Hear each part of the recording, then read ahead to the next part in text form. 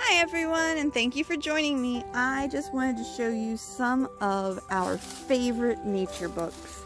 These were actually some of my very first Usborne books, and they were kind of my gateway drug, so you may want to just turn this video off now. I'm kidding. But if you would like to be a book lady too, I would be more than happy to help you get started on your journey.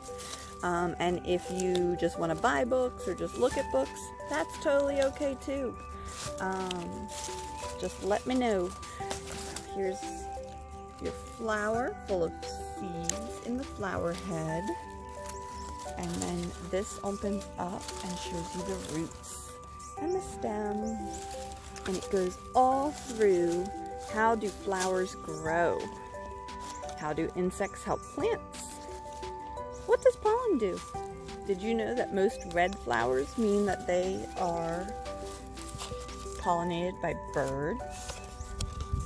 And bats and moths generally pollinate the white flowers. I'm sure that you can find a resource to prove me wrong, but in general, that is the way it works. And why do you think this shell is spiky? Because it helps keep animals from eating the inside.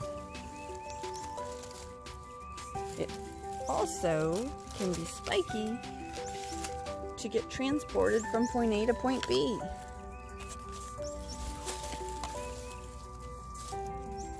And here we have some seasons. Why do leaves fall? Is this tree dead in winter? Here we have spring and summer. What's your favorite season? I love spring. Okay, and here is the biggest flower and one of the stinkiest flowers. Alright, then this one is for a little bit older kids. This is from the first questions and answers books. We also have very first questions and answers, and this is good old questions and answers. And these are all set up with who, what, where, which, why, yes and no, and how questions. And so each page starts with one of those question words. Why do geese fly in a V shape? Oh man, most books don't do that. If you do ever get a damaged book, just let your consultant know, and she will work her magic to see what she can do for you. And here's a little bit of quadrants and how you count populations, which is kind of cool. Not kind of cool, it's very cool. And I was so excited the first time I saw that. What's a cygnet? It's a baby swan. What's a nymph? It's a baby dragonfly. Tadpoles are, we all know tadpoles, right? Frog or toad. And then here's a grub that turns into a beetle. We have plenty of those around here. And then here is some hows. How does a caterpillar turn into a butterfly? How deep is the water? Here's a little experiment you can do. And at the end, it shows you how to build a bug hotel.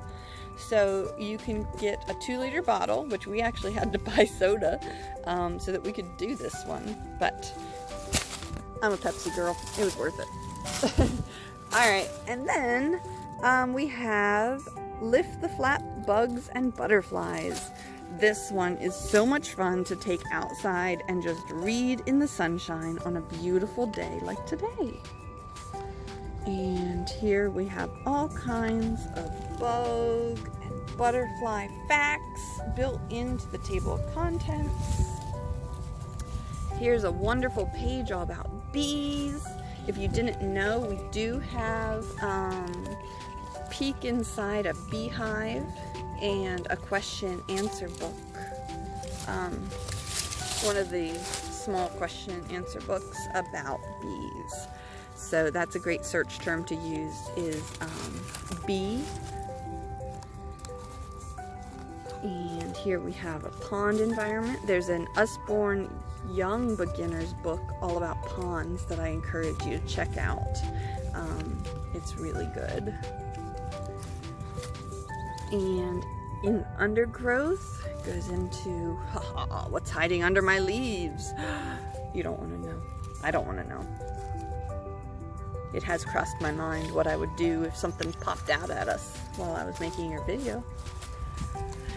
And as it gets dark, here's another book that I could have included, but I was trying to limit a little bit. Oh, look, we've got a visitor.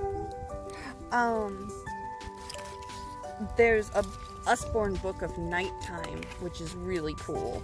And then there's a beginner's book called Night Animals. And there's a young beginner's book about night and day animals.